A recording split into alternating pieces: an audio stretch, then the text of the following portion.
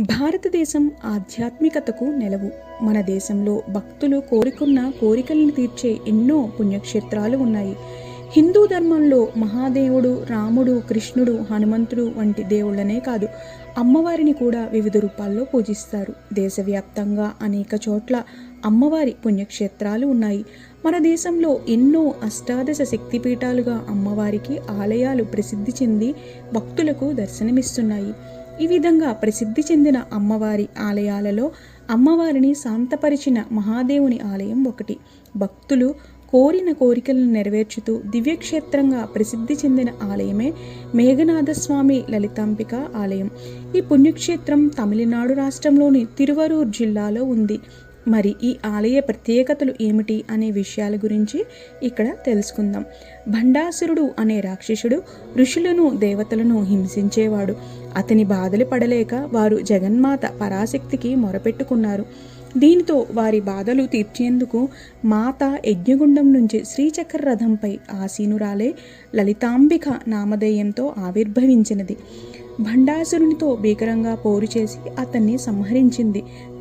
తీవ్ర ఆగ్రహంతో ఉన్న ఆమెను భూలోకానికి వెళ్ళి మనోన్మని పేరుతో తపస్సు చేయమని పరమేశ్వరుడు ఆదేశించాడు. లయకారకుని ఆదేశంతో ఆమె ఈ క్షేత్రానికి వచ్చి తపస్సు చేసి ప్రశాంతంగా అత్యంత దయామయురాలిగా మారింది.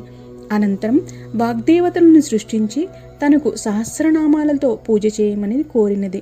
ఈ సహస్రనామాలనే నేడు లలితా స్తోత్రాలుగా పిలుస్తున్నారు. హయగ్రీవుడు లలితా సహస్రనామాల గురించి అగస్త్యునికి వివరిస్తాడు.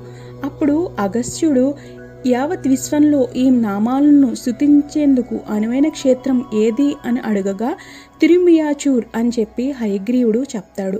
దీంతో అగస్త్య మహాముని తన సతీమణి లోపాముద్రతో కలిసి ఈ క్షేత్రానికి చేరుకుని లలితాంబిక సన్నిధిలో సహస్రనామాలు జపిస్తాడు.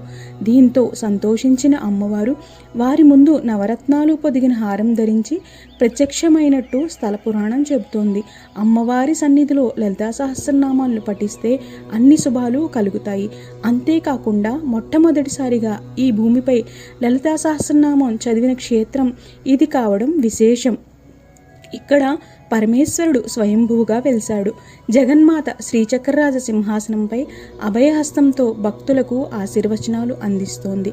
తమిళ మాసమైన చితిరాయ్ అంటే ఏప్రిల్ మేలో సూర్యకిరణాలు నేలుగా ఆలయంలోకి ప్రసరించి స్వామి చరణాలు తాకుతాయి.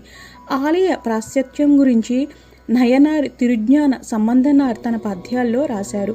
ఆయుష్ పెంపు కోసం ఆలయంలో భక్తులు ప్రత్యేక పూజలు నిర్వహిస్తారు. తమ